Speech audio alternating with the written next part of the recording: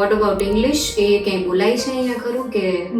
બહુ મોટી સિટીઝની અંદર ક્યાંક બોલાય છે, બટ જ્યારે તમે હોસ્પિટલ્સની અંદર જાઓ તો પેશન્ટ્સ છે એ પ્રિફર કરે છે કે લોકલ લેંગ્વેજની અંદર વાત કરે. જર્મન લેંગ્વેજમાં ક્યારેક કંઈક ભૂલ થઈ જાય તો એ લોકો કંઈક કેવું રિસ્પોન્ડ કરે છે કે કંઈક ખોટું બોલાઈ ગયું હોય? તો મારી જોડે આના માટે એક ફની ઇન્સિડન્ટ છે, હું તમને શેર કરીશ કે પણ તમને એવું લાગે છે કે તમે ઇન્ડિયામાં જે અર્ન કરતા હતા એના કરતાં અહીંયા ઇમ્પ્રુવમેન્ટ થયું છે એવું? ઇમ્પ્રુવમેન્ટ ઓબ્વિયસલી હું કહીશ કે મારા પર્સનલી મને લાગે છે કે મેં ઇમ્પ્રૂવ કર્યું છે અહીંયા સેલરીમાં, ફાઇનાન્શિયલી. હવે કોઈ 22 વર્ષની સ્ટુડન્ટ છે નર્સિંગ બેકગ્રાઉન્ડની, એ આ વિડીયો જોઈ રહી છે અને એનું વિઝન છે કે હું જર્મની જાઉં, તો એણે અત્યારે શું શરૂઆત કરવી જોઈએ? Start learning language. Salary increment પણ પોસિબલ છે ખરું કે પછી ઇન્ડિયાની જેમ એક તમારું ફિક્સ થઈ ગયું તો ઘણા વર્ષો સુધી એકનું એક ચાલે, કે ઇન્ડિયામાં પણ એવું નથી? ઇન્ડિયાની અંદર બી અગેન ડિપેન્ડ કરે છે તમે કઈ રીતે કયા સેક્ટરની અંદર કામ કરો છો સેલરીઝ, બટ જર્મનીની અંદર બી સેલરી ઇન્ક્રીમેન્ટ્સ છે. અને કદાચ આપણા વ્યુઅર્સ જે જોતા હોય આ એપિસોડ, એને આ એપિસોડમાંથી કોઈ એક વસ્તુ એવી યાદ રાખવી હોય તો એ શું હશે તમારા મત મુજબ? મારા મત મુજબ જો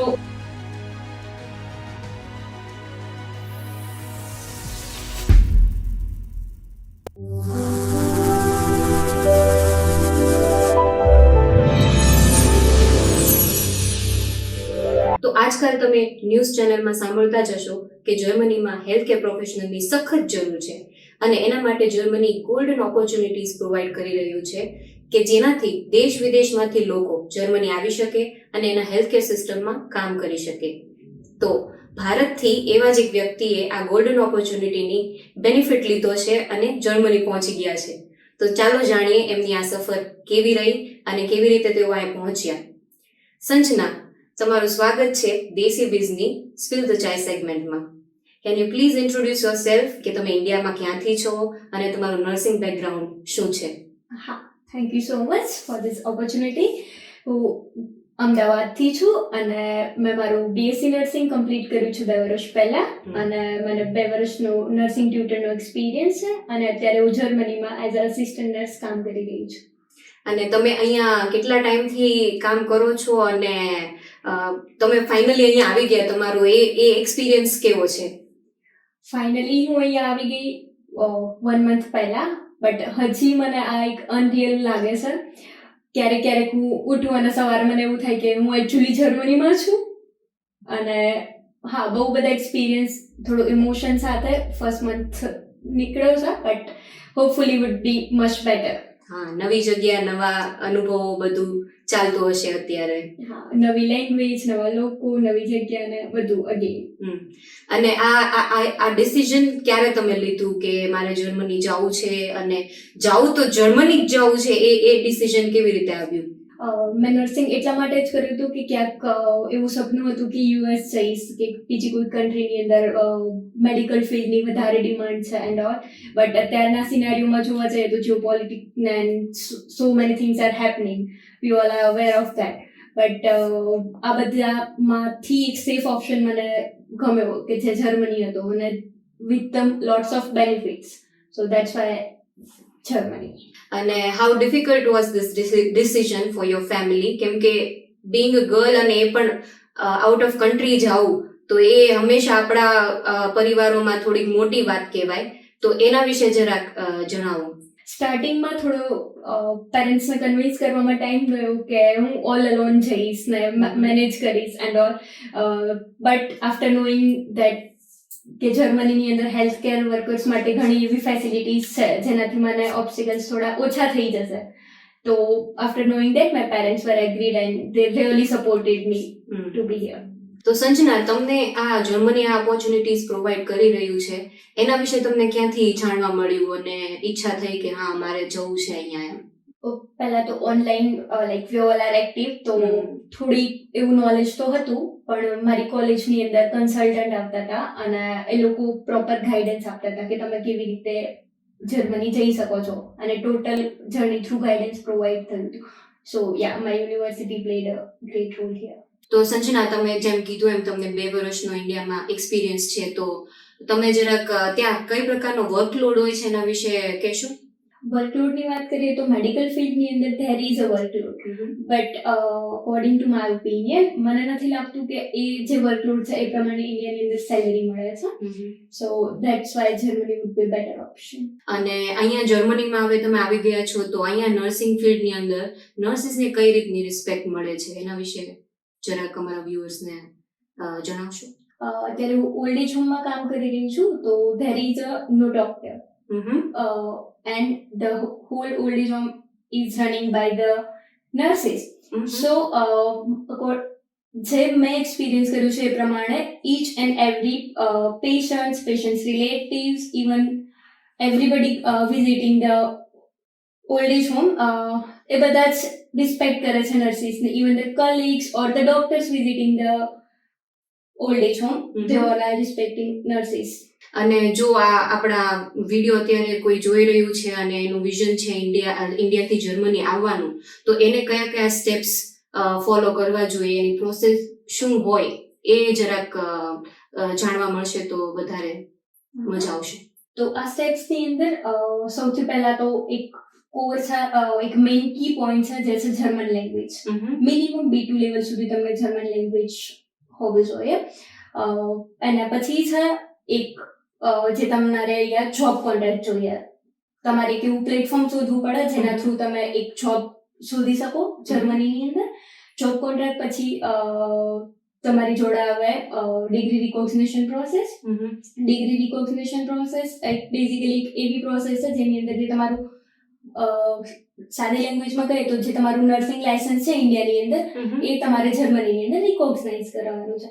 એના પછી આવે તમારી વિઝા પ્રોસેસ, એના પછી વિઝા ઇન્ટરવ્યુ અને પછી ફાઇનલી. ઓકે, તો 4 પ્રકારની સ્ટેપ્સ છે આની અંદર, અને આ 4 સ્ટેપ્સમાંથી સૌથી ડિફિકલ્ટ અને કન્ફ્યુઝિંગ કોઈ સ્ટેપ હોય તો એ કયું? Waiting for the degree to be recognized in Germany. In Germany, actually there is a bureaucracy, like lots of paperwork and prayers, of course. So that part was like patientful, and life માં actually એટલી patience નહોતી, but આ પાથે મને actually થોડું patience રહેતા શીખવાડ્યું છે. અને આ અંદાજે કેટલો ટાઈમ લાગ્યો આ પ્રોસેસ, આ સ્ટેપની અંદર તમને? એકચ્યુઅલી ડિગ્રી રિકોગ્નાઇઝ થતા તો 4 months, 4 મહિના નીકળી ગયા. બરાબર. અને એક બીજી વાત હું અહીંયા એડ કરવા માંગીશ કે તમે જ્યારે જર્મની આવી જાઓ છો એના પછી અત્યારે તમે એઝ અ અસિસ્ટન્ટ નર્સ કામ કરો છો, અને એના પછી તમારે અહીંયા જર્મનીનું નર્સિંગ લાયસન્સ મેળવવા માટે બેઝિકલી 2 ઓપ્શન હોય છે તમારી જોડે.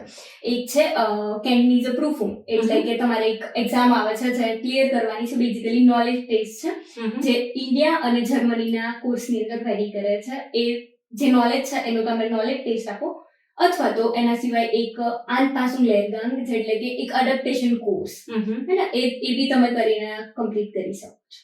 અને તમે જેમ કીધું એ કે આ પ્રોસેસની શરૂઆત થાય છે જર્મન લેંગ્વેજથી, તો એ કેટલી ઇમ્પોર્ટન્ટ છે કોઈ નર્સિંગ ફિલ્ડ વાળું હોય અને અહીંયા આવવું હોય જર્મનીમાં? તો according to my opinion or in a general, German language સિવાય નર્સિંગ કરિયર જર્મનીની અંદર મારા ઓપિનિયન પ્રમાણે આ process degree recognition process possible જ નથી. અને કયા લેવલનું જર્મન આવડવું જોઈએ? જો તમારે એઝ અસિસ્ટન્ટ નર્સ કામ કરવું છે તો B1 લેવલ સુધીનું જર્મન, અને જ્યારે તમારે ક્વોલિફાઈડ નર્સ એટલે કે લાયસન્સ નર્સ જર્મનીમાં કામ કરવું છે તો તમારે મિનિમમ B2 ની રિક્વાયર્ડ છે. અને તમારી પાસે અત્યારે કયા લેવલનું જર્મન છે? મારી જોડે અત્યારે B1 છે અને હું B2 ક્રેક કરું, અને મેં અત્યારે B2 ના કોર્સની અંદર જોઈન કરેલું છે, અને જ્યારે B2 ક્રેક થાય એના પછી જે મેં અત્યારે એક્સપ્લેન કર્યા એમાંથી કોઈ બી વે થ્રુ હું અહીંયા ક્વોલિફાઈડ નર્સ બની છે. હવે ઘણા લોકો એવું વિચારતા હોય કે હું જર્મની જઈને જર્મન લેંગ્વેજ શીખીશ, તો is that a mistake? When you are coming through this process the way I explained, then of course it is a mistake, because you can't apply in this category of visa without a language. So Language knowledge. It is a mistake. Okay. And one another thing, મને નથી લાગતું કે કોઈ બી કન્ટ્રીમાં any language શીખ્યા વગર આપણે એ રીતે જવું જોઈએ કે ત્યાં જઈને શીખી લઈશું એન્ડ એક્સેટ્રા એક્સેટ્રા. કે not only in the hospitals or in the old age home, you also required it everywhere, right? In your supermarkets, in day to day life, જો તમે નોર્મલ કન્વર્ઝેશન કરવા માટે એબલ છો તો તમે તમારી લાઈફને enjoy કરી શકો છો. તો મારા હિસાબથી એ બેટર રહેશે જ્યારે તમે ઇન્ડિયાની અંદર જ જર્મન એટલીસ્ટ B1 સુધી શીખીને આવો. અને વોટ અબાઉટ ઇંગ્લિશ, એ ક્યાંય બોલાય છે અહીંયા ખરું કે બહુ મોટી સિટીઝની અંદર ક્યાંક બોલાય છે, બટ જ્યારે તમે હોસ્પિટલ્સની અંદર જાઓ તો પેશન્ટ્સ છે એ પ્રિફર કરે છે કે લોકલ લેંગ્વેજની અંદર વાત કરે. એનું રીઝન શું કે પેશન્ટ ખાલી જર્મન ભાષા જ બોલે છે? એજ ડિફરન્સ છે એના લીધે કે અત્યારે ત્યાં વધારે ઉંમરવાળા પેશન્ટ હોય એટલે એ લોકોને ઇંગ્લિશ ન આવડતું, એવું કંઈ ખરું એમ કે નાની ઉંમરવાળા પેશન્ટ પણ હોય? Obviously, નાની ઉંમરવાળા પેશન્ટ બી છે, but the German people, or there is a few immigrants, they all only know one language is German. There will be a common language and which is German. Okay. So એટલે ઇંગ્લિશને preference ઓછો છે. બરાબર. અને કયા પ્રકારના documents અને steps છે જે ખૂબ ટાઈમ કન્ઝ્યુમિંગ છે આ પ્રોસેસની અંદર?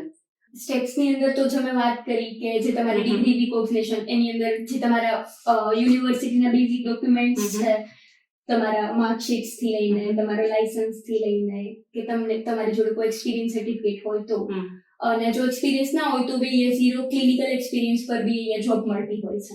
વોટ અબાઉટ જર્મન લેંગ્વેજ, એ કેટલા ટાઈમમાં માણસ શીખી શકે? કોઈ જોતું હોય વ્યુઅર કે એને આવવું હોય અહીંયા તો, કેમ કે એ એક પહેલું સ્ટેપ છે, રાઈટ? તો એમાં કેટલો ટાઈમ અંદાજે લાગે એમ કે B1 સુધી પહોંચવું હોય તો કેટલા મહિના થઈ જાય અંદાજે? For me I took a whole year, like એક વર્ષની અંદર B1 સુધી. But again it depends on how you learn, like some are fast learners and some are weak. It's depend. અને આ તમે આ પ્રોસેસ ચાલુ કરી તો એ તમે પોતે જાતે કરી હતી કે કોઈ કન્સલ્ટન્ટ થ્રુ તમે આ પ્રોસેસ કરી હતી? હું કોઈ કોસ્ટલી મિસ્ટેક સપોર્ટ કરવા નહોતી માંગતી, એટલા માટે મેં કન્સલ્ટન્સી થ્રુ કરાવ્યું હતું. અને મારી કન્સલ્ટન્સી સુરતમાં છે, ઇમિગ્રેશન સ્કાઉટ, જેમણે મને પ્રોસેસની અંદર ફૂલ્લી હેલ્પ કરી છે, and I am very thankful to them. તો કેવા પ્રકારનો સપોર્ટ એ લોકોએ પ્રોવાઈડ કર્યો હતો અને કાંઈ તમારે પે કરવું પડ્યું? કેટલું પે કર્યું તમે એના વિશે જરા ઇન્ફોર્મ કરો તો સારું. મેં કોઈ સિંગલ પેની બી મેં એમને પે નથી કરી, અને હું અહીંયા જર્મનીમાં છું. અને જ્યારે ક્વોલિટી ઓફ સપોર્ટની વાત કરીએ તો there was a transparency. Each and every step વિશે એ લોકો મને જણાવતા હતા કે તમારું અત્યારે આ ચાલી રહ્યું છે, હવે આપણે આ રીતે કરીશું. ઈચ એન્ડ એવરી સ્ટેપની અંદર ઇવન લેંગ્વેજ બી મેં એમના થ્રુ શીખી છે, તો ઇવન લેંગ્વેજમાં બી એ લોકો મને ખૂબ સપોર્ટ કર્યો છે. લેંગ્વેજ એટલે ઇન્ડિયામાં જ તમે લેંગ્વેજ શીખવા માટે પણ કન્સલ્ટન્ટ થ્રુ કર્યું હતું આ બધું? લેંગ્વેજ થી લઈને વિઝા પ્રોસેસ સુધીનું બધું જ. અને વિઝા પ્રોસેસમાં કેટલો ટાઈમ લાગે અંદાજે? વિઝા પ્રોસેસ અગેન તમારી 2 to 3 months. અને આ કન્સલ્ટન્ટ તમને મળ્યા તો એમાં તમને એવી કઈ બીક હતી કે આ જેન્યુઅન છે કે કોઈ સ્કેમ છે, કે કોઈ માણસને આ કેમ આઈડેન્ટિફાઈ કરવું કે આ માણસ જેન્યુઅન છે અને આ માણસ સ્કેમ છે, આનાથી દૂર રહેવું જોઈએ? તો સુગર કોટેડ વર્ડ્સ તો ઇમિગ્રેશન સ્કાઉટ સાથેથી મને નથી સાંભળવા મળ્યા, પણ there is a few consultancy જે મને ખબર છે ત્યાં સુધી કે લોકો વાત કરતા હોય છે કે 2 કે 3 મહિનામાં વિઝા, અને તમે મળી જશે, તમારે આટલું પે કરવું પડે. તો I would like to say that you don't need to pay a single rupee for that. અને 2 થી 3 મહિનામાં વિઝા મારા ઓપિનિયન પ્રમાણે પોસિબલ જ નથી, કેમ કે ઓલરેડી આ પ્રોસેસ થોડી લાંબી છે ને પેશન્સફુલ છે. તો બી aware of that. German language શીખવા માટે પણ કોઈ જાતનો ચાર્જ નથી હોતો કે ખાલી આ પ્રોસેસની એપ્લિકેશન માટે કોઈ ચાર્જ નથી લેતા? એના વિશે ડિફરન્શિએટ થોડું. જર્મન લેંગ્વેજની ફીસ ઓફકોર્સ એ ટાઈમે મેં પે કરી હતી, but according to my agency that would be refunded to me in a few time. એટલે કોણ રિફંડ કરશે? It from the employer probably. Okay, તમારી જે હોસ્પિટલ સિસ્ટમ છે એમાંથી તમને જર્મનીમાંથી જ મળશે પાછી? અને અહીંયા આવતા પહેલા તમારે હોસ્પિટલ તરફથી કોઈ જોબ કોન્ટ્રાક્ટ જોઈએ ખરા? જર્મનીમાં જ્યાં જગ્યાએ તમારે અપ્લાય કરવાનું હોય એનો જોબ કોન્ટ્રાક્ટ પહેલા તમારે હોવો જોઈએ તમારી પાસે, અને જો હોવો જોઈએ તો એ પ્રોસેસ કેટલી ડિફિકલ્ટ હતી? તો હવે જોબ કોન્ટ્રાક્ટ માટે અગેન મેં મારી કન્સલ્ટન્સી થ્રુ કર્યું હતું, તો એ લોકોના કોન્ટેક્ટ થ્રુ મારું ઇન્ટરવ્યૂ થયું હતું અને મેં જે પહેલા ટ્રાયમાં ક્રેક કર્યું હતું. અને જ્યારે એમ્પ્લોયર છે આપણી જોડે, તો એ એમ્પ્લોયરે જ આપણી પ્રોસેસ પછી જોવે છે કે એ લોકો હેલ્પ કરે કે કઈ રીતે મારું ડિગ્રી રિકોગ્નિશન અહીંયા એપ્લાય કરવાનું છે. અને એ ઇન્ટરવ્યુ જર્મન લેંગ્વેજમાં હતું? યસ. ઓકે. અને એ કેટલું ડિફિકલ્ટ હતું? આમ બહુ સખત ડિફિકલ્ટ હતું કે એની શું કહેવાય બેઝિક લેવલ ના ક્વેશ્ચન તમને પૂછે અને બસ that's it? To me like હું નથી બિલીવ કરતી કે કઈ ઈઝી કે કઈ ડિફિકલ્ટ છે વિથ ધ રાઇટ પ્રિપરેશન. સો અને તમે ઇન્ડિયામાં છો તો ત્યાં તમને ઘણો વધારે એક્સપિરિયન્સ હોય છે કમ્પેર ટુ અહીંયા જર્મની, એટલે તમારા માટે કદાચ એ વધારે ઈઝી હોય. એટલે કદાચ કોઈ અપ્લાય કરતું હોય તો એને આ પ્રોસેસ માટે ડરવું ના જોઈએ, એવું કહી શકાય ખરું? હા, કહી શકાય. કેમ કે જો તમે રાઇટ પ્રિપરેશન કરો છો તો ઓબ્વિયસલી તમે પાસ કરી દેવાના છો. હવે આપણે રિયાલિટી ચેકની વાત કરીએ તો તમે 1 મહિનાથી અહીંયા છો, તો તમારા માટે સ્ટાર્ટિંગના અઠવાડિયાઓ કેવા હતા ઇમોશનલી અને પ્રોફેશનલી અહીંયા? ઇમોશનલી તો ઇટ વોઝ વેરી ઇન્ટેન્સ, અને કે એક છોકરી છે જે ટોટલી નવા કોન્ટિનેન્ટ્સની અંદર all alone, but ya because of the support of colleagues and everything worked out and I am fine right. હોસ્પિટલમાં તમને સરસ સપોર્ટ મળે છે ખરો કલીગ્સનો? એમ હોસ્પિટલમાં કલીગ્સ, તમારા બોસ અને બધા લાઈક અહીંયા એક ઓપન કલ્ચર છે તે તમને એક્સેપ્ટ કરે છે તમારા વ્યૂઝ ને, અને તમને કોઈ બી પ્રકારની અહીંયાનું માણસો ટીમ બિલ્ડિંગમાં પણ વિશ્વાસ કરતા મને જોવા મળે છે. એટલે ગ્રુપિઝમ નથી? હા, કોઈ જાતનું કે ભાઈ આ માણસ બહારથી આવ્યું છે તો આને અલગ તારવો અને આપણું જે અહીંયા જર્મની ના જે લોકો છે એની સાથે ગ્રુપ બનાવીને કામ કરો અને આ માણસને અલગ રાખો, એવું કઈ નથી. એવું કઈ છે. બધા જ લોકો તમને વેલકમ કરે છે, તમને સાથે રાખે છે. અને ના આવડતું હોય કઈ તો કઈ શીખવાડે, એવું ખરું? હા, ઓબ્વિયસલી ફર્સ્ટ સ્ટાર્ટિંગના પીરિયડની અંદર મારી જોડે જે અહીંયાના નર્સિસ હતા ઓલરેડી એ વર્ક કરે છે, મને એની અંદર અંડરમાં રાખ્યા હતા, અને એ મને ડે ટુ ડે શીખવાડે કે હાઉ ટુ ડુ હિયર. એમને ખબર છે કે તમને ઓલરેડી આવડે છે કેમ કે તમે કોર્સ કર્યો છે, પણ ઇવન ધો they will show you how to do it. હવે જર્મની એક અલગ જ કલ્ચર છે, રાઈટ? તો તમારા માટે એવો કયો કલ્ચર શોક હતો જર્મની આવ્યા પછી? કલ્ચર શોકની વાત કરું તો એઝ ઓફ નાઉ હું હજી મંથ જ થયો છે અને ક્રિસમસ હતું ત્યારે તો હું કહી શકું કે each and every street was empty. It's like opposite to India, right? On Diwali we go somewhere and this and that. તો લાઈક અહીંયા ફેસ્ટિવલ ના દિવસ 2 દિવસ પહેલા માર્કેટ ક્લોઝ થઈ જાય ઓલમોસ્ટ બધા, તો ઇટ વોઝ ટોટલી ડિફરન્ટ. એ સિવાય કઈ પ્રોફેશનલી કોઈ કલ્ચર શોક હતો? હજી 1 મહિનો જ થયો છે એટલે કદાચ આગળ આવી શકે અનુભવ એવો કઈ. એન્ડ તમને સ્ટાર્ટિંગ થી જ ડે 1 થી જ અહીંયા રિસ્પેક્ટ કરતા હતા લોકો, કે પછી 1 મહિનો થયો હવે એને થોડું ઘણું આવડવા માંડ્યું પછી થોડુંક અલગ લેવલની રિસ્પેક્ટ મળે છે, અલગ લેવલથી લોકો તમારી સાથે વાત કરે છે, એવું કઈ ખરું? આઈ ડોન્ટ થિંક સો, કેમ કે અહીંયા મારા વર્ક કલ્ચરની અંદર પર્સનલી મારી વાત કરું તો ડે 1 થી જ એટલું જ એક્સપેક્ટેડ ફીલ થયું. અને જર્મન લેંગ્વેજમાં ક્યારેક કંઈક ભૂલ થઈ જાય તો એ લોકો કંઈક કેવું રિસ્પોન્ડ કરે છે, કે કંઈક ખોટું બોલાઈ ગયું હોય ભૂલથી તો એ લોકોનો રિસ્પોન્સ કેવો હોય છે એ કેસમાં? તો મારી જોડે આના માટે એક ફની ઇન્સિડન્ટ છે, હું તમને શેર કરીશ કે એક માઇનર એવી ઇમરજન્સી હતી તો મેં ટ્રીપ પ્રિપેર કરી હતી ને, હું લઈને ગઈ પેશન્ટને, મારો મીટર વેઇટર હતા ત્યાં, મારા કલીગ્સ હતા હે ને, તો હું જસ્ટ વસ્તુ લઈને જઈને મેં કીધું હું એ લઈને આવી છું, તો આપણે કહીએ કે મીટ પાસ ફોર્મમાં એ વર્ડ છે કે મીટ ગેબ્રાક્ટ, પણ જર્મનીમાં બોલાય. ઓકે, ઓરિજિનલી પણ મેં કીધું મીટ ગેબ્રિંગેન, ખોટું બોલી ગયા ઇન શોર્ટ. તો એ પહેલા છે ને સેટઅપ કરતા મારી પાસે સામે જોઈને કે છે મીટ ગેબ્રાક્ટ. પેશન્ટ પેલા બેડ ઉપર સુતું તમને કરેક્ટ કરતું અને હેલ્પ કરી કે ભાઈ આ તમે ખોટું બોલી ગયા, આ આમ બોલાય એમ. હાઉ સ્વીટ, કેટલું સરસ કહેવાય. Pen they prefer to say right. અને હવે વાત કરીએ કે ફાઇનાન્શિયલ, આપણે એક્ઝેક્ટ નંબરની વાત નહીં કરીએ તમારી સેલરી એન્ડ ઓલ, પણ તમને એવું લાગે છે કે તમે ઇન્ડિયામાં જે અર્ન કરતા હતા એના કરતા અહીંયા ઇમ્પ્રુવમેન્ટ થયું છે? એવું ઇમ્પ્રુવમેન્ટ ઓબ્વિયસલી હું કહીશ કે મારા પર્સનલી મને લાગે છે કે મેં ઇમ્પ્રુવ કર્યું છે અહીંયા સેલરીમાં ફાઇનાન્શિયલી. અને વોટ અબાઉટ લોકો એવું કહે કે તમે યુરોઝમાં અર્ન કરતા હો તો યુરોઝમાં તમારી એક્સપેન્ડિચર હોય તો કયા કયા પ્રકારના ખર્ચાઓ હોય છે હિડન, જે લોકોને ખબર ન હોય ઇન્ડિયામાં, અહીંયા આવીને શોકિંગ લાગે કે ઓ બાપરે અહીંયા તો આ વસ્તુમાં બહુ ખર્ચાઈ ગયા કે પછી આમાં થોડું ધ્યાન રાખીએ તો થોડું સારું સેવિંગ થાય? ઓકે, હજી તો મંથર થવો છો તો મોટું કહી નહીં શકું, બટ સ્ટીલ કે જો તમે રાઈટ મેનેજેબલ કરી શકો છો, right things right at right place, કે આટલા વસ્તુ આટલી જગ્યાએ સ્પેન્ડ કરવાની છે, તો you can save, I think. અને કોઈ સરપ્રાઇઝ એક્સપેન્સીસ હતા કે ભાઈ આ તો મને ખબર જ નહોતી કે અહીંયા આ વસ્તુ પણ લાગે છે, એમ આ વસ્તુ પણ પે કરવી પડે, એમ એવું કઈ? રેડિયો બિલ કે તમે યુઝ કરો કે ના કરો, યુ હેવ ટુ પે. એ છે શું? એ જરા આપણા વ્યુઅર્સ ને જરા એક્સપ્લેન કરશો કે શેની વાત કરો છો તમે? Around 50 to 20 euros I guess. તો એટલા તમારે પર મંથ પે કરવાના જ હોય છે જો તમે જર્મનીમાં રહો છો તો. તમે રેડિયો યુઝ કરતા હોય કે ના કરતા હોય, તો દેટ વોઝ શોકિંગ. અને વોટ અબાઉટ હાઉસ રેન્ટ અને તમારી ડે ટુ ડે લાઈફ ના એક્સપેન્ડિચર ને એ બધું તમારી સેલરીમાંથી મેનેજ થઈ જાય કે તમારે એક્સ્ટ્રા ઇન્ડિયાથી ફેમિલી પાસેથી મંગાવવું પડે કે ભાઈ થોડું ઘટે છે કે ઓછું પડે છે તો જરાક હેલ્પ કરી દેજો, એવું કઈ? એકચ્યુઅલી મારું રેન્ટ તો મારી સેલેરીમાંથી ડિડક્ટ થઈને જ આવે છે, કેમ કે મારું હાઉસિંગ બી મને એમ્પ્લોયર તરફથી મળેલું હતું, તો રેન્ટ ઓલરેડી ડિડક્ટ થઈને. એ લોકોએ જ હેલ્પ કરી હતી તમને ઘર શોધવામાં? ઓકે, તો તમારા કેસમાં એ હેડેક નહોતો કે ઘર એમને શોધી આપ્યું હતું? ઓકે. એન્ડ કન્સલ્ટન્ટ પણ હેલ્પ કરી શકે એમાં, એવું જ ને?